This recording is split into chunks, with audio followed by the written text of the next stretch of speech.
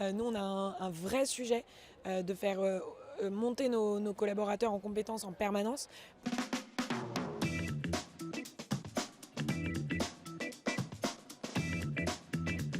L'organisation. L'organisation du travail. L'adaptabilité. Alors je sais pas si on peut appeler ça une compétence, le fait d'être fiable. Je pense que c'est mon amour des gens. Je m'intéresse beaucoup aux autres et à la diversité des profils et je pense que c'est comme ça qu'on construit les meilleures équipes. La capacité à parler. Apprendre à m'exprimer en public, à prendre la parole sans peur, ça m'a beaucoup servi, notamment quand on fait de la politique, c'est une compétence utile. Nous, on a un vrai sujet de faire monter nos collaborateurs en compétences en permanence. Parce qu'en fait, quand on rentre chez Too Good To Go, 3 mois, 6 mois et 2 ans plus tard, son métier a changé. Pour nous, l'évolution elle est assez claire. Il y a quelques années, on vendait du matériel industriel.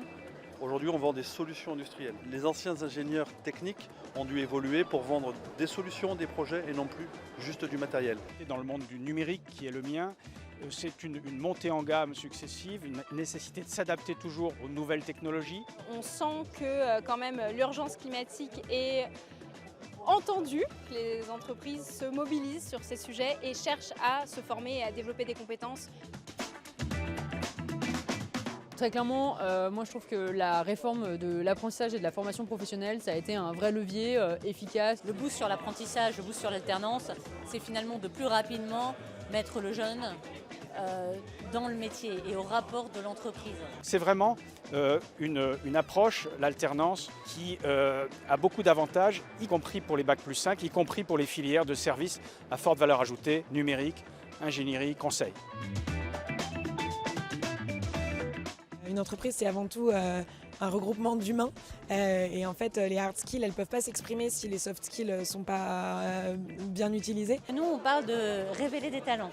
Très rapidement, la compétence que tu acquiers, par exemple sur un logiciel ou sur une solution technologique, se périme aussi vite. Par contre, si tu arrives à révéler les talents que tu peux révéler tout au long de ta vie, eh bien à partir de là, tu peux capitaliser, pérenniser la suite. Tout le monde a des qualités différentes et la réussite du chef d'entreprise, c'est les mettre ensemble pour les faire fonctionner ensemble.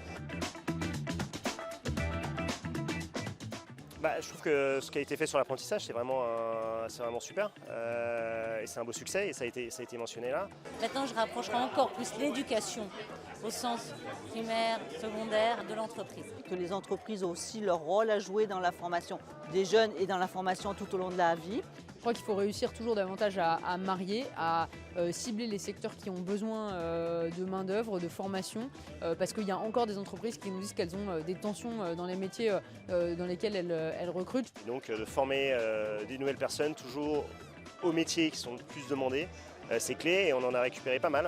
Ce que je disais, la reconversion professionnelle, c'est à tout âge que ça peut arriver et c'est très utile pour les entreprises comme nous.